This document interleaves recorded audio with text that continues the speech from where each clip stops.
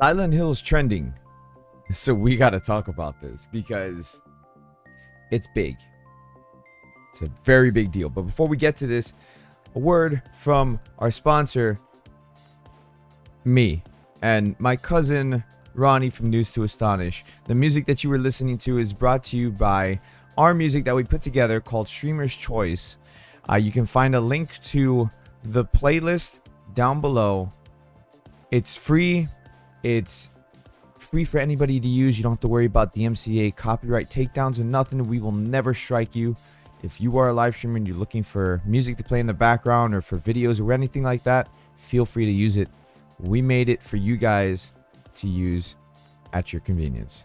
With that, let's go ahead and get started with the topic for today.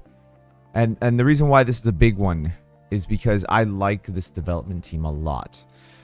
So this article is coming to us from Polygon. I have the article on my phone. I just didn't pull it up on my computer. I've been really busy today. Horror development team Bloober Team partners with Konami, the studio behind Silent Hill. Could the Blair Witch developer be headed to Silent Hill next? Team Bloober, or Bloober Team, if you don't know who they are, they did a couple games called Layers of Fear and Layers of Fear 2. The Layers of Fear series is phenomenal. If you have not played it, it is fantastic. It messes with your mind in a psychological horror way that is beautifully done. I haven't played the Blair Witch game, but they also did a game called The Medium, which is a fantastic game as well. If you haven't played The Medium, at least go look at it, and that way you can understand what I'm saying. I could show clips here, but again, I've been really busy. I don't have time to go back and re-edit this or anything like that. So I'm just going to tell you what it is. And I'll leave a link to my live stream where I streamed The Medium as well. So you can go ahead and check that out. The Medium, the reason why that game is such a big deal is because it's Silent Hill, but it's not. So it's not Silent Hill in the regard that it's not the Silent Hill IP. It doesn't take place in the Silent Hill universe. The reason why I say it's Silent Hill is because of the way that the game is designed. Yes, there's no combat in the Medium, which does kind of suck. It's more of an exploration kind of game, but it does something that I haven't seen any game do. Excuse me. I'll be running around like a madman. It does a game that I haven't seen any game do, and that is where it transitions between the different worlds. So you have the main character that she can see and experience another world, which is like an afterlife world where she can interact with the dead. And there's various creatures and monsters that are in that other world. And so as you progress through the game, you get to certain areas that all of a sudden it changes and you have to progress through both areas at the same time.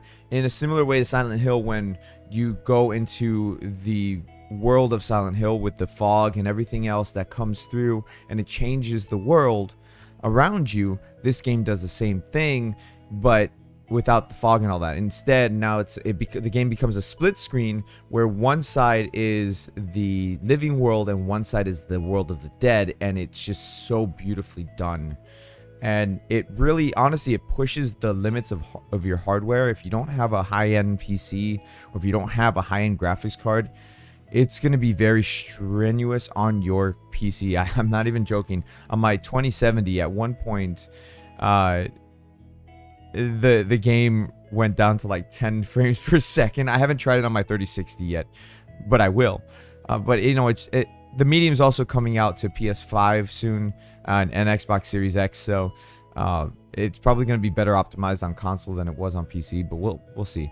But anyways, getting back to the article, I just wanted to talk about the game really quick because that has a lot to do with this. Because when I was playing the game, I was like, they could make a Silent Hill game. The people who made this game could make a Silent Hill game, and here we are today.